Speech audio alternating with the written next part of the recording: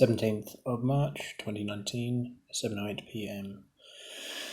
Part 2 of the social and the extrasocial, an extract from the American Journal of Sociology, 1899.4, 649, pages 649 to 655.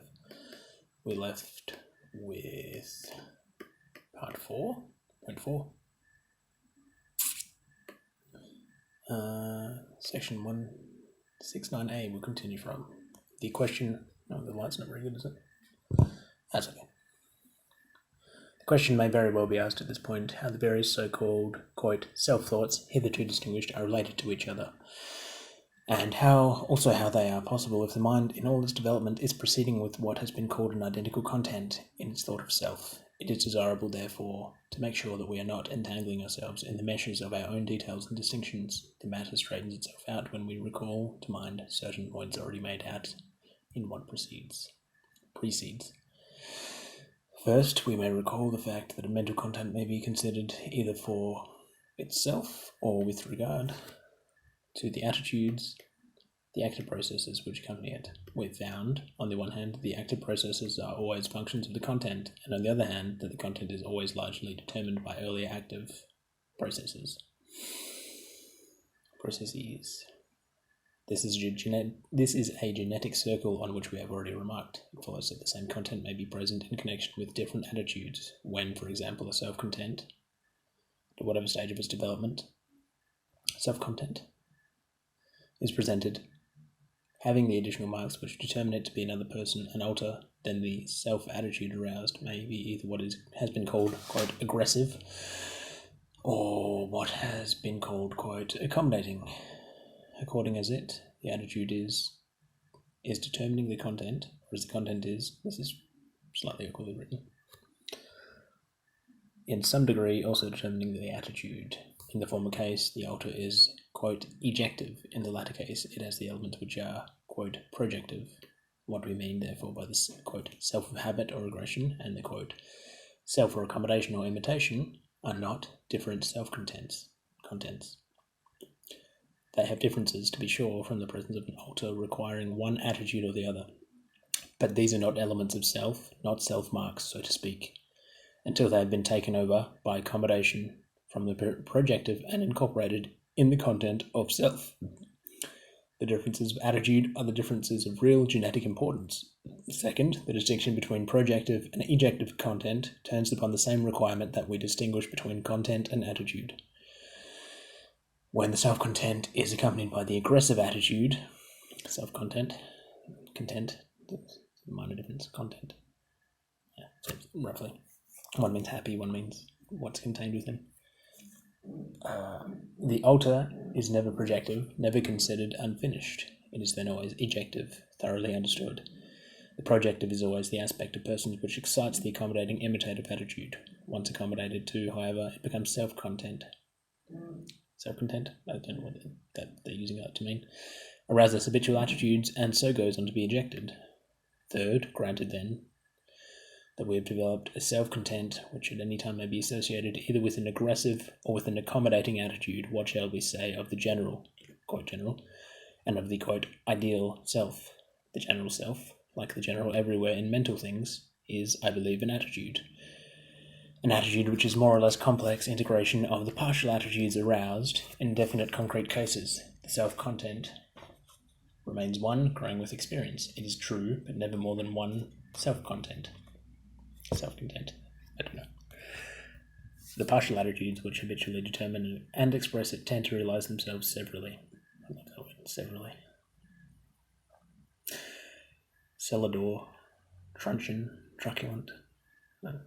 Good list. Some of my favourite words.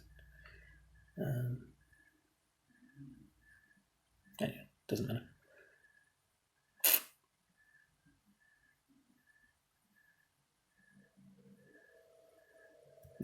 I'm being distracted by that. The partial attitudes habitually determine and express it tend to realize themselves severally, but it is the mark of the general that they are in some degree held in the larger issue which constitutes the limit of personal growth up to date. The general self is therefore the sense of a system of attitudes which avail, by reason of the relative adequacy of their objective content, to cope with the varied personal experiences of life. Fourth, this, quote, general, like all mental attitudes considered with reference to their contents, is itself inadequate to personal situations not yet covered by experience. The attitude called the general is therefore itself different according to the content is determined. According as the content is determined, quote, objectively or, quote, projectively, i.e., according as it determines the content, or the content in part determines it.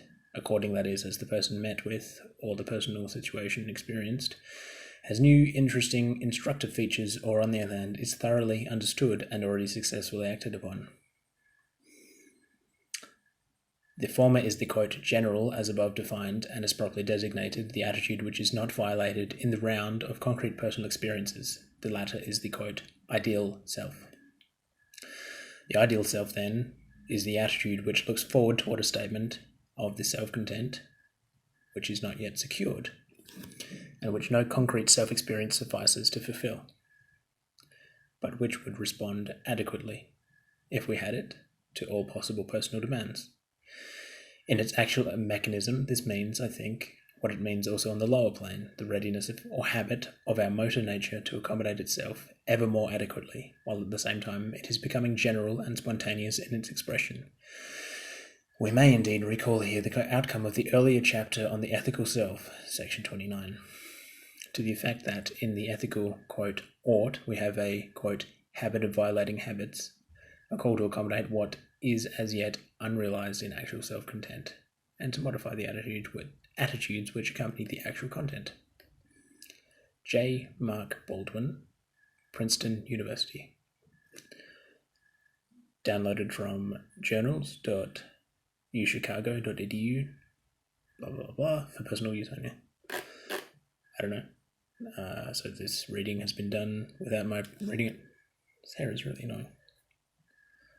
Maybe it needs a wash. Or I should just grow it out. And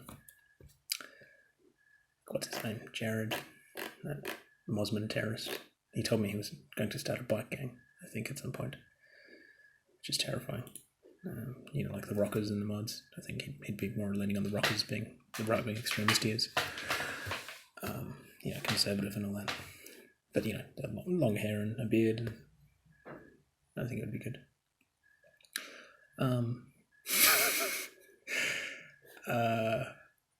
No, so I'm not sure. Maybe I'd have to reread that or listen to this to understand it, but if you can tell me if you're even bothering to listen, if there's anything that makes sense in there. This is theorizing before Jung was even really published, right? Freud, Jung. Yeah. So, I don't know. Before they even had really neuropsychology of any sort, I'm guessing. Before the IQ test was even really developed, that sort of stuff, so don't know. It was like science fiction at that point, or almost mystic. But hopefully it makes some sense. Anyway, that's 20 minutes, or 25 minutes for today, whatever. Goodbye. Probably won't record anything for a few days. But we'll see. Could read about bread. Or whatever else. I don't know. We'll see. Something will come up. Right.